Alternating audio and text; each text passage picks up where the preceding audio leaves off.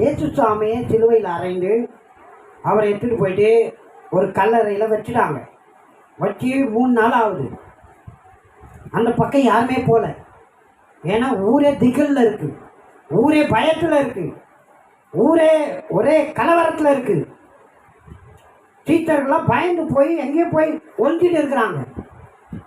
ஆனால் 3 பெண்கள், மகதலேனா மரியாள், யாக்கோப்பின் தாயாகிய மரியாள், சலோமி, காலையில் இருட்டோட எழும்பி என் ஆண்டவருடைய சரீரத்துக்கு கந்தக வர்க்கமிட வேண்டும், அவருடைய சரீரத்தின் மீது வாசனை திரவியங்களை நான் ஊற்ற வேண்டும், சென்ட்டை நான் ஊற்ற வேண்டும். அவர் ரொம்ப விசேஷமானவர், அவர் மிகவும் மகிமையானவர், அவர் ரொம்ப நேசத்துக்குரியவர். பொங்கி எழும்புகிறது தன்னுடைய நேசரை குறித்த அன்பு. அவர் உயிரோடு இருக்கும்போது காட்டின அன்பு இல்லை, அவர் மறித்த பிறக்கும் காட்டினாங்க பாருங்க, அதுதான் உண்மையான அன்பு.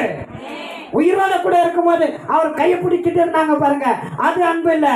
அவர் மறித்த பிறகும் அவர் பக்கத்துல போய் நிக்கிறாங்க பாருங்க, அதுதான் அன்பு. 3 பேரும் போறாங்க, போயிட்டே இருக்கிறாங்க. இந்த கல் வேற இருக்கே, யார் நமக்காக புரட்டுவான்? போறாங்க, பரவாயில்ல. போயிட்டே இருக்கிறாங்க. கல் புரட்டப்பட்டு இருந்தது, வாசல் திறந்திருந்தது. அல்லேலூயா. நான் சொல்ற தேவன் மீது அன்பு கூர்ந்து நீங்க போயிட்டே இருந்தீங்கன்னா உங்களுக்காக மூடப்பட்ட கல்லெல்லாம் திறக்கப்படும், உங்களுக்காக மூடப்பட்ட வாசல்கள் எல்லாம் திறக்கப்படும், உங்களுக்காக அடைக்கப்பட்ட கதவுகள் எல்லாம் திறக்கப்படும். அல்லேலூயா. செங்கடல் வழிவிடும், யோர்தான் வழிவிடும், எரிகோ வழிவிடும். ஆமெனா இல்லையா? அன்பு கூர்ந்து பாருங்க, தேவன் மீது அன்பு கூர்ந்து பாருங்க.